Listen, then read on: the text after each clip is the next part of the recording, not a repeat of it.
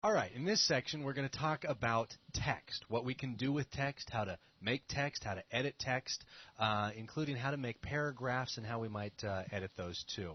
Gump's here, and he's going to be looking over my shoulder and I'm literally looking over his shoulder to tell you the truth. Yeah, he is. What we want to do is we want to, for this demonstration, I'm going to open up an image that we've all seen before. It's the Dune picture. I know we're probably getting tired of seeing some of these. Hey, man, you really Ducky's need to put Ducky in there, dude. No. Ducky's got to be there. These guys have been ribbing me about Just Ducky. come on, just grab Ducky, shake him down, throw him in there. Should Ducky make a cameo appearance in this section? Ducky, Here comes the Ducky. Oh, gee, here comes the Ducky. Woo! All right, I'm happy now. Okay. Well, not that big. Holy Moses. Let's just make him really itty-bitty small. Put him down in the corner. There you go. Ducky makes a cameo. Ducky's cameo appearance there. I promised I wouldn't do that. Moving right along to anyway. text. I'm the world's worst. I get you off subject, on subject, bam, bing, bang. Okay. That's why I've got you looking over my shoulder. Let's talk about the text tool for a little while. It's this T over here on your tool palette, and the hotkey for that is T, as in text. Kind of obvious. The way you would start text on a screen is, now, before I actually do that, I want to call your attention to the options that we have for text. Go ahead and just click down right where you see the I-beam cursor on your screen. Click once, and you're going to be presented with a flashing cursor. I want to tell them about this, too. On the I-beam, you'll see a little crosshatch down there towards the bottom. That's exactly where the baseline of your text is going to be when you start to type. That'll be the bottom of your text. Right, so you can use that to gauge where you want the bottom left-hand corner of your text to start. Now, you can see that this flashing cursor is kind of large right now. The reason it is I've got this set to 72-point type. So when I start typing, it's going to be huge. It's going to be huge. I'm going to type 3D Buzz Boy. You're really having a hard time spelling today, aren't you? I really am. I don't know how many mistakes in spelling I've done yet. Now, what we've got here is it's created 3dbuzz.com in the color that is in this swatch up here in the options. You can change that color, though, right, several different ways? There's a number of different ways that we can change it. The easiest way would be just to click one time in that swatch, and we get presented with the color picker. From here, since we all know how to use the color picker, I'm going to change it to something that's going to really, really stand out against that background. So I'm going to change it to red, and I think what I did is I forgot to actually select the text. Yeah, you really need to select it to get it to change. Tip. You can change the color from anything that we start typing now is going to be in red. But if we want to change or edit the color of the text that we have previously, what we need to do is highlight the text just like you would in any kind of Word program. Microsoft Word. There you go. All that good just fun click, stuff. select the text, then change the color to something that'll stand out. Oh, that's going to stand out, all right. That stands out. It's now, Ducky's beak. A nice big red color. Now, we can also move this text around. Even though I'm kind of in the text editing mode right now, I can select and, like change colors and whatnot to of individual pieces of our text. I can also move this text layer around. Notice we do have a text layer with a T. I can move this around my screen if I just move my cursor outside. You didn't have to get the move tool to do that, though.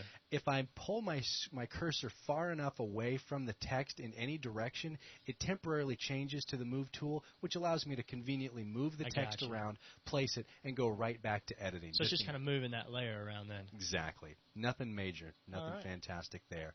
But hey, change that. Let's see. Red, white. Change the Z's to white. And change the OM to blue. Change the Z's to white. I'm feeling a little patriotic today. And the OM to blue? Yeah, red, white, blue. There I'm going to go choose blue from the swatches over there. There you go. Now we've got red, white, and blue. I'm feeling a little better about this. Kooky. Well, let's see if we can add a little bit more oomph to this horrifying 3dbuzz.com. Hey, don't call my website name horrifying. You know what? The colors of this that's a little bit better.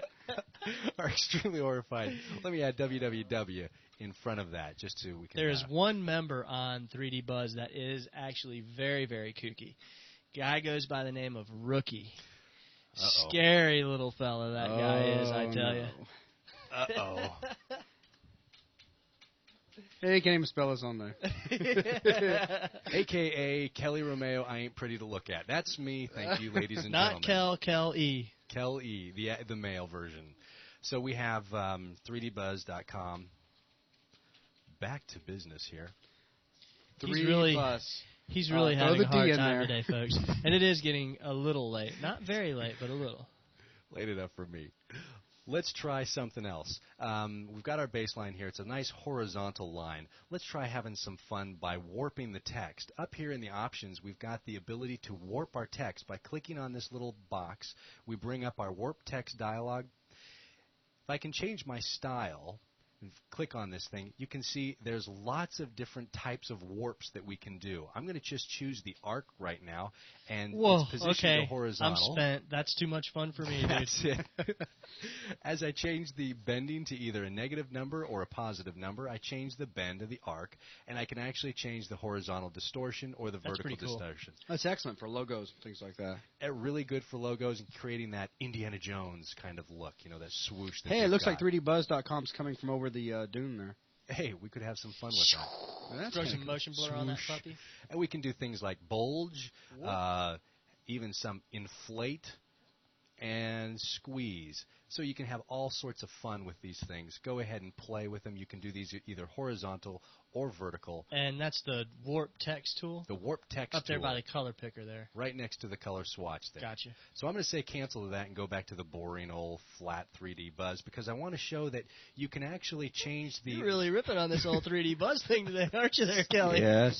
This boring old flat 3D I should have Buzz. used a different word instead of 3D Buzz. That way I don't get harassed for it.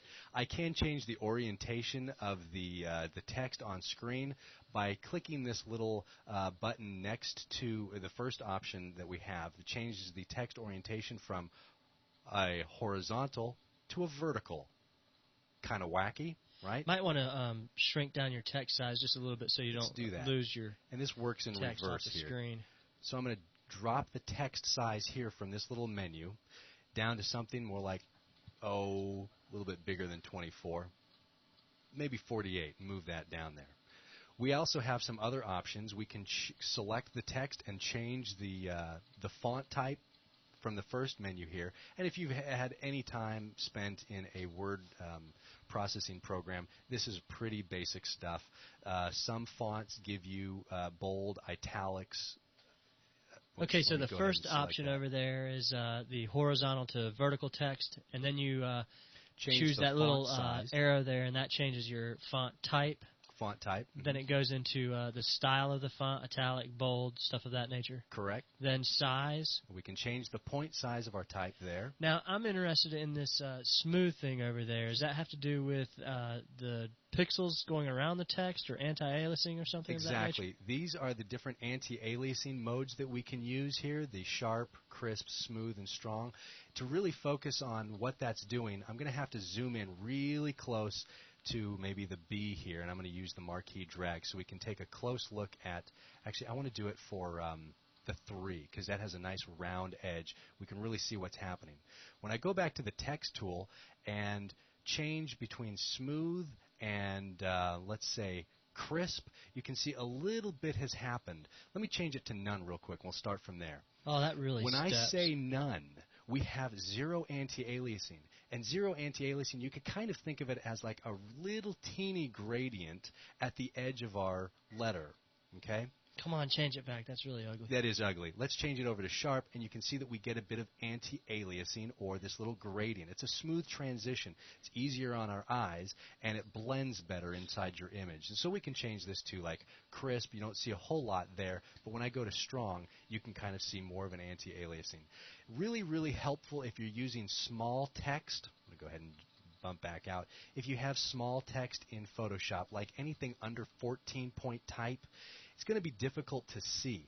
So you can change these to like a crisp or a sharp just so that you add more anti-aliasing to make it more visible on screen. Let's throw some fun in there. Let's throw some fun in. What I want to do is get back to my horizontal by clicking on that horizontal button there. And let's do a drop shadow. Now what I'm going to do do is I'm going to change the font to something that's really fat. I want a fat font, like Impact here. See that? And I'm going to pump up the size to maybe 72 or maybe go all the way up to 90. move that back there. Now That is a fat font. that's a fat font. Well, I mean fat, thick.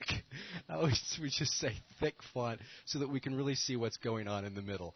I'm using all the wrong words. You know, you're never supposed to talk about this stuff when you're using your logo's name because Gotta put that font on a diet. inevitably you're going to say the wrong thing and you're referring to your product. Down here in my layers palette, I have the text layer, and I'm going to add a couple special effects. We're going to add a layer style by clicking on this little layer style button down here and choosing drop shadow. That's going to bring up our layer style palette, this big box here, and from here you can see that I chose drop shadow, so already we're starting to get a pretty nice little drop shadow there. I can simply, if I want to change the distance, I have a slider to change the distance, but you know it's a handier feature to just go into your image, click it, and drag it. You can see that pretty my cool, distance- Is that something new to 7? Because I don't ever recall using that. That's because you Nope. don't really explore around that much. Yeah. It's actually in previous Not versions. into exploration. It's actually in previous versions, so it's nothing new to 7.0. But just in case you're too lazy to move the slider, just go ahead and grab the thing and move it around. Okay. I might want to drop the opacity in there a little bit. You okay, Gump? I'm doing just fine. What's going on back there? Okay, first of all, I have to tell everybody this. Oh, no. I had a really bad headache, so I decided that I was going to get some Excedrin over here. And I think a chunk of it got on my finger as I was putting it in my mouth, and then I rubbed my eye, so now my left eye is just beat up because it has Excedrin in it. So, first of all, I'm back here rubbing my eye. It's all swollen up. It is. It's just beat up. I cannot see out of it. And it feels like I have a little small elephant in my left eye. It's terrible. So I just keep scratching it. Do we need to stop before you go? No, we're fine. Let's keep going. It just won't go away. You know what? Just work through the pain with me, pal. I am. Trust me. Those fat fonts are killing me, buddy. Let me tell you. How do I continue? Let's try it anyway. I've got a drop shadow going on here, and I have all sorts of options, and I can change the spread size, the size. Let's go ahead and add some more layer styles. Instead of just the drop shadow, I want to go ahead and maybe add a bevel and emboss to give it more of a 3D look. I put a check mark in the bevel and emboss, but notice that my options are still back on where drop shadow was. These are the drop shadow options as it says here. If I want to actually get to the options that are associated with bevel and emboss, I actually have to click down here next to the text name, and I get these options that are specific to bevel and emboss. Just Hey, to help a little Kelly, tip. let me interrupt there for a second. Sure. Back on this gradient that drop shadow that you put on. Can Back we over play here? with the contour thing there just for a moment, just Okay, to show the the different different quality? types of the drop shadows that you can get? You can actually modify the drop shadow by changing just the aspects of how it's actually created. Right now we're using a linear, which means it's going to go from black to transparent. If I change it to something really wacky, I can get this really cool. Yeah, see, those are very cool. And you have all sorts of different types here to get those wacky drop shadow effects.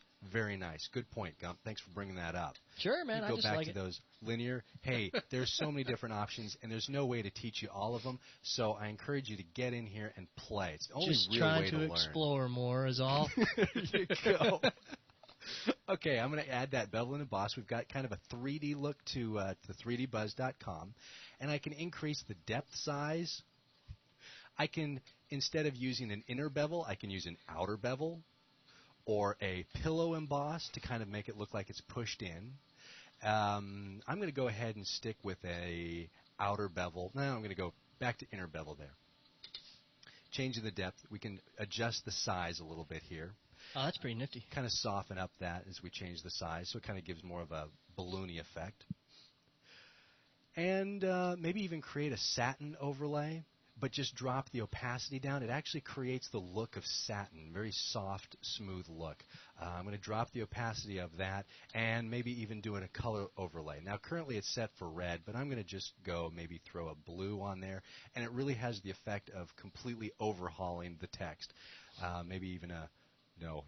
Can we stay away from fuchsia, please? I'm trying not to use blue because it'll blend in with the background too much, so maybe there we go, There you something go. that'll stand out. Little green. That's standing.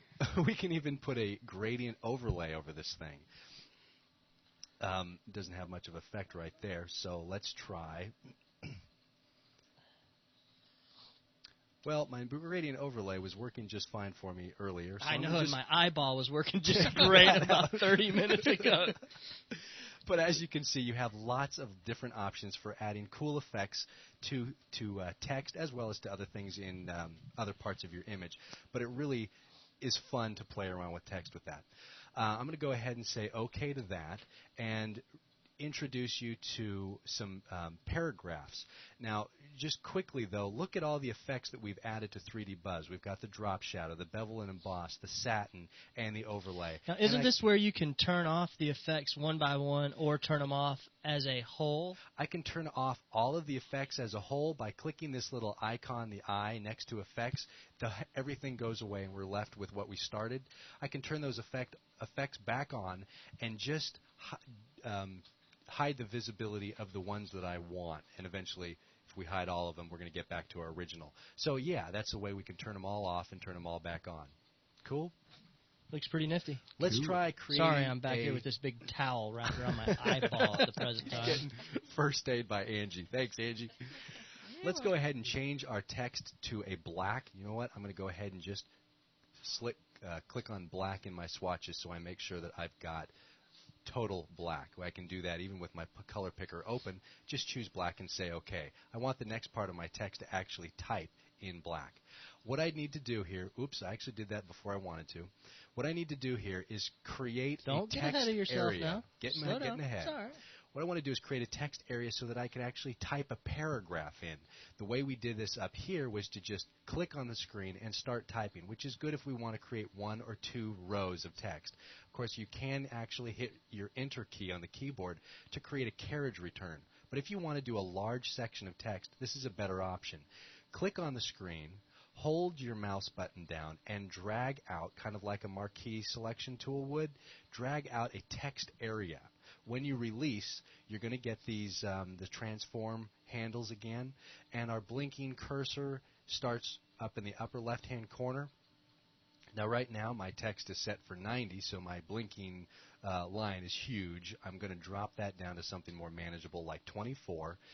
My text is set for black, so now as I start typing, welcome to... That's a pretty thick font there. Is it a fat font, would you say, Buzz? That is a very fat font. Let me change that font a little bit. I'm going to select the text, and I'm going to drop it down to something a little bit more manageable, like maybe Arial. Hey. Something a little skinnier than maybe, right? That's skinnier.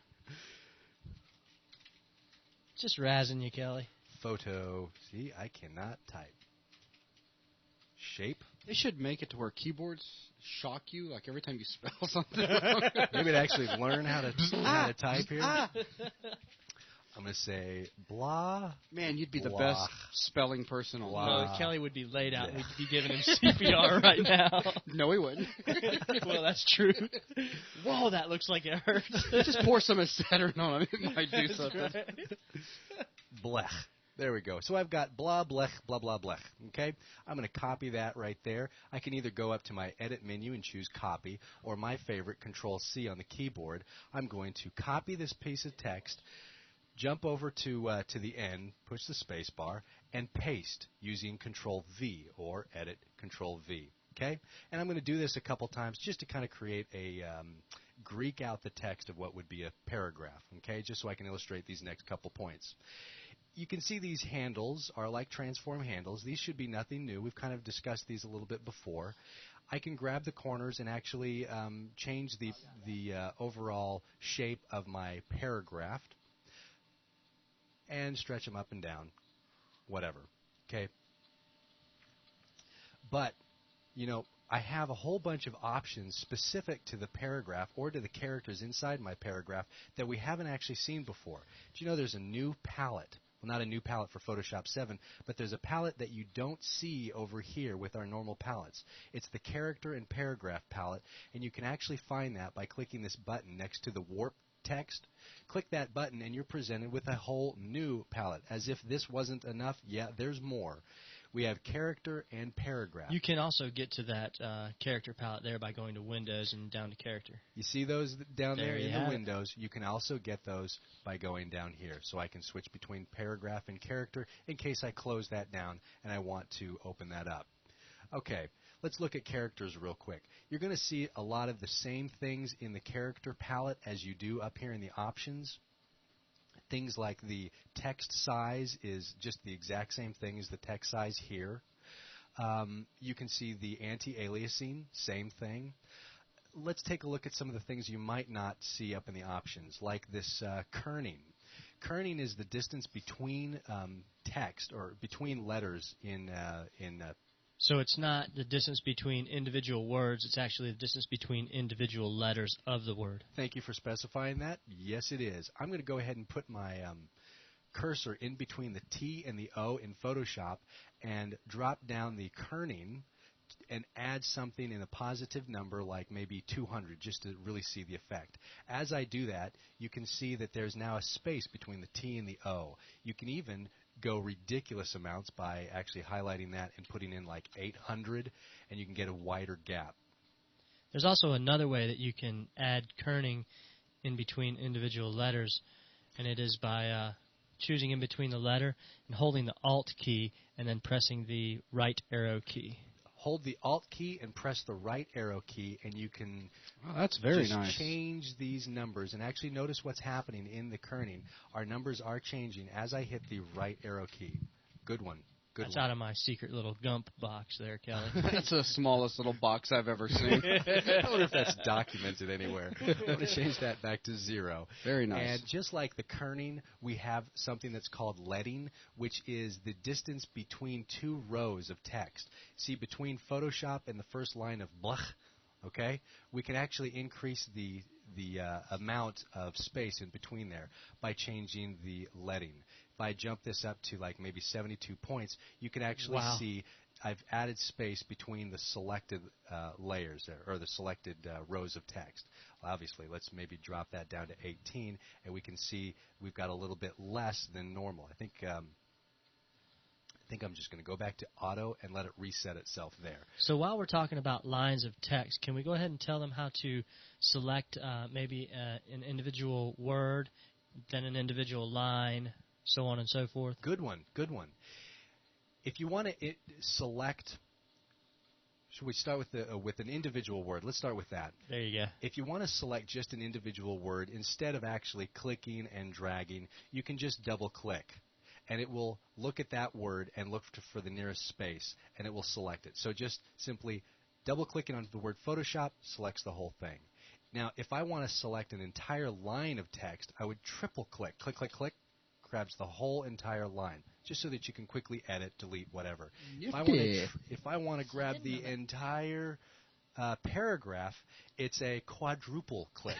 Click, click, click, click, grabs the whole thing. 4 clicks, and you've got the whole entire paragraph. And Good I think tip. the quintuple, is that how you would say that? Click, click, click, click, click, click, click. Selects the whole... I think I just rotated it around. Gotcha. So it's just up to 4, right? Up to 4 clicks, and you've got the whole paragraph. Gotcha. All right, well, that's actually a great tip there, Gump. Thank you. It's a lot of clicking, though. A lot of big clicking. Big clicking. Big clicking going on. All right, let's take let's look at some more options down here in our character real quick. We can highlight a word, and we can actually make them all caps or small caps or postscript and subscript. We can even underline them or we can strike through. So some other things you've got here. Now, this new little pop-down menu here, this is really cool. These are different languages that Photoshop 7 can now spell check for. This is really cool, and this is new for Photoshop 7. We can actually do spell checking, and for somebody like me, it's a godsend. Thank you very much, Adobe. If I have a layer selected, I can come up to Edit and go to Spell Checking. Or Spell Checking, Check Spelling. I need help on my speaking, too. Okay, Kelly, sorry to break in here, but I just went to wash my eye out with It fell off. Drinking, don't make me laugh. I just went to wash my eye out with the local water around here. The local Dixon water? It burned a lot worse than that aspirin ever could have. Oh, good Let me jobby. tell you. That's why I buy water. Oh, Lord. So I was saying your eye just fell out. Wow, your eye really is puffy and quite red. Oh, yeah. Oh, yeah. No, I just now Throw some noticed. aspirin in your eye, buddy. It'll No, really that's feel why I good. smacked him earlier. That's right. So I'm not going to go into It's rough being a buzz How to- student, I tell you. he smacks us around. I'm not going to go into all the details and nuances of spell checking. I'm sure you've done that before, but there it is for you. It's handy. Please use it, or in my case, I will use it. Yes, that quite is a lot. something that you probably need to really get into there, Kelly. Now, all this time, I've been working inside my area here, my little bounding box for my paragraph. If I want to finish my edits and then get out of that and kind of accept the edits, the simplest way that I can think of is just go select another tool. Like if I went up to the Move tool and clicked on it, now I'm no longer in that edit mode for that layer. So you can affect the paragraph the same way you can regular text. You could do the type warp and rotate it. And Certainly can. It does take a little bit more processing power, but I can actually go in here and choose that arc. Whoops, I accidentally hit OK. So we got to wait for a second. No. And we've got warped text. I'm going to undo that before I crash. This poor Bruce's computer's got computer. his tongue hanging out. Let's take a look at It's some more of the smoking. things that we can do with paragraphs as well. If I want to get that back into that edit mode, I simply just click and drag. It remembers that this was part of a paragraph, so it's going to just put those bounding boxes around it again. And look at what kind of options I have. I can align left, align to the center, and align right. I can also justify to the left, which pushes everything from one side to the other, center justify, and right justify, as well as justify all, which puts, not always the best. But I'm going to Left justify on this one so that I can show you some of these other options. These are the indentions. If I want to add maybe 15 points of indention, I get 15 points from the edge of the bounding box on in. Same thing with the other side, 15 points, blah, blah, blah. Now I can also, anywhere a paragraph starts, I can indent maybe, let's say, 20. And you can see that now the W's been pushed in. Now, this next line down here is for when a new paragraph is started. At 0 right now, let me go ahead and click at the end of one of these lines and hit Enter to create a carriage return. It's still going to accept the 20 points for the indention, but it doesn't put any space in between. If I wanted to create a little space in between, let's say maybe 25, it's actually going to create space between my paragraphs. Okay. I got something that I do want to see, though. What's that? Please tell me it doesn't have anything to do with paragraphs. No, Yeah, let's okay. get It off has nothing to do paragraphs. with paragraphs. We're done. This is a nifty little thing, though. I kind of like it, and Kelly was actually showing us before we started this little section here, the cutout. Oh, the burn-in? The burn-in, is that what it's called? Yeah, the burn-in It seemed to effect. go really fast, so I just wanted to see exactly how you did it. It's kind of a nifty, So cool so little we're way. done with paragraphs? I think we're done with paragraphs unless you want to Yay. see no more paragraphs. No. Okay, I feel like I'm in go a ahead. word processing class. Yeah, you know what? Yeah, this is obvious stuff. Let's go ahead and actually hide the paragraph. Yes. And we're going to hide Ducky. Sorry, guys. Bye-bye. Oh, Just because mascot you is said now that, gone. I'm going to put Ducky. I'm going to put Ducky over on the other side and keep him there. I'm going to introduce you to something else. We've talked about text. We can actually create text as vertical type, but there's another one that's called horizontal type mask and vertical mask. Ooh. These can be a little misleading. When we create type, normally we're actually creating a type layer. If we wanted to affect this as a normal layer, like one with pixels, like Ducky down here, we would have to rasterize these layers before they become actually pixelated. The horizontal type mask is not necessarily text. It's actually just a selection area that looks like text. Let me go ahead and illustrate that real quick. I'm going to come down to the lower corner here, and I'm going to click once. Watch what happens to my screen. Everything turns red. Sort of looks like the quick mask. It really does. When we get into quick mask mode, this is going to look extremely familiar. Everything going red, and you're thinking, uh-oh, something's wrong. Not really. Because I'm in a mask mode, everything went red, and now I'm going to go ahead and change my font back to Impact, bump it up to maybe 60, and type 3D buzz.com and move that over. Okay, so I've created my text, but remember, it's not really a text layer. It's only a selection layer or a selection area that looks like text. Let me illustrate. I'm going to go ahead and click on my rectangular marquees tool to bump out of that mask mode, and you can see that I literally So it really is have just a selection. Correct. It didn't create any new layers for me. It's just a selection. We can use it like any other selection. So I'm going to go ahead and... It didn't create a new layer for you, or it does create a new layer? No, like this layer 1, actually, this is where the ducky was. There's no new layer created when you're using a mask. I see. So it just text. makes the actual text selection more or less. Correct, and it Okay, still cool. functions just like a regular selection area. We Can move you it make a around. layer out of it, or You can make a layer out of it. Like right now, I've got my background selected, so anything that I do inside the selection area is going to affect the pixels of that particular layer. If I wanted just the pixels inside the selection layer or selection area to be on its own layer, here's a handy little shortcut. Control J will literally copy these pixels. Control J.